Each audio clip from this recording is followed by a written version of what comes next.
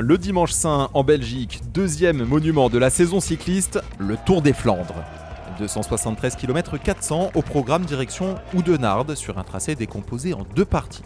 La première moitié sur les routes nationales belges exposées au vent. La seconde par-delà les 19 monts pavés qui font la particularité de cette course, notamment le Molenberg, le Taillenberg, le Kruisberg et évidemment l'enchaînement très redouté Vieux-Quarmont-Paterberg réalisé deux fois. À 55 km de l'arrivée, puis pour l'essorage final à 18 km du but. Une course longue, harassante, d'autant que le vent souffle et qu'il fait froid et humide.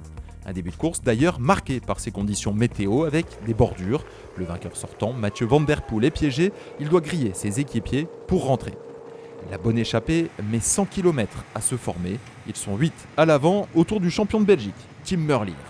Un début de course marqué par une très lourde chute dans le peloton provoquée par Philippe Maciejczuk, le Polonais de l'équipe Bahreïn, qui sera pour ce geste disqualifié. Parmi les coureurs touchés, on retrouve Tim Wellens, précieux coéquipier de Tadej Pogačar et qui est contraint à l'abandon. À 100 km du but, les grandes manœuvres commencent avec un groupe d'outsiders qui se détache. On est au cœur du Molenberg et ils sont 11 à parvenir à prendre quelques longueurs d'avance sur le peloton. On retrouve là des équipiers des leaders, Matteo Trentin et Nathan Van Hooydonk, mais également des hommes en forme, Kasper Asgreen, ancien vainqueur, Stefan Kung, Mats Pedersen, Nelson Poles, Fred White ou encore le tricolore Benoît Cosnefroy.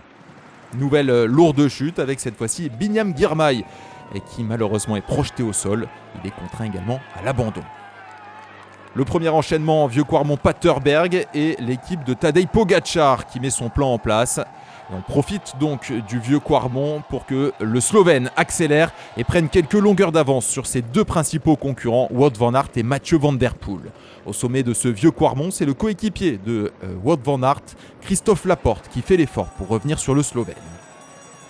45 km de l'arrivée et Tadej Pogačar continue son forcing. Il profite des pentes du Koppenberg pour s'isoler avec ses deux principaux adversaires. C'était un scénario attendu. Le trio de Fantastique se retrouve en tête.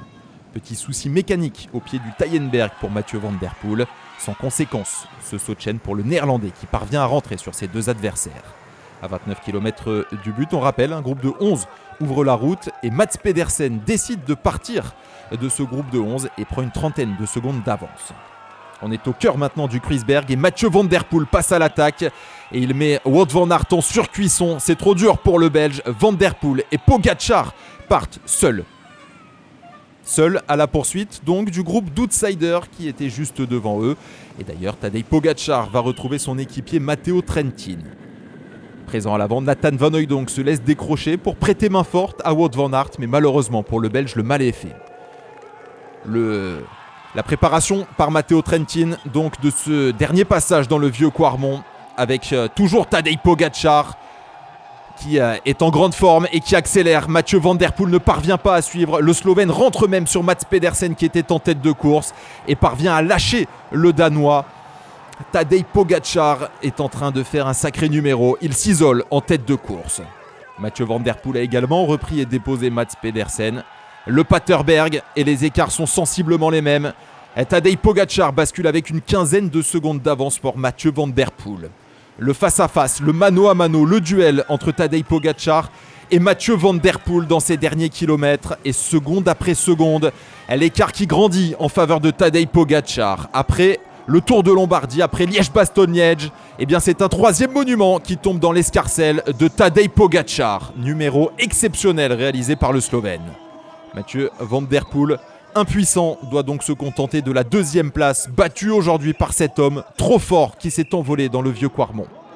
Pour la troisième place, sprint long lancé à 250 mètres par Mats Pedersen. Wout van Aert ne parvient pas à remonter. C'est le Danois qui sera présent sur le podium pour la deuxième fois de sa carrière. Après Louison Bobet et Eddy Merckx, Tadej Pogačar écrit l'histoire en devenant le troisième coureur à remporter à la fois le Tour de France et le Tour des Flandres. Les accessites pour Paules, Kung et Asgreen qui auront tout de même fait la course. Et ce beau podium avec Tadej Pogačar qui remporte un troisième monument. Il devance donc Mathieu Van Der Poel qui réalise un début de saison canon après sa victoire à Milan-San Remo. C'est le Tour des Flandres le plus rapide de l'histoire, couru à plus de 44 km/h, qui aura donc consacré Un alien, Tadej Pogačar, surpuissant aujourd'hui.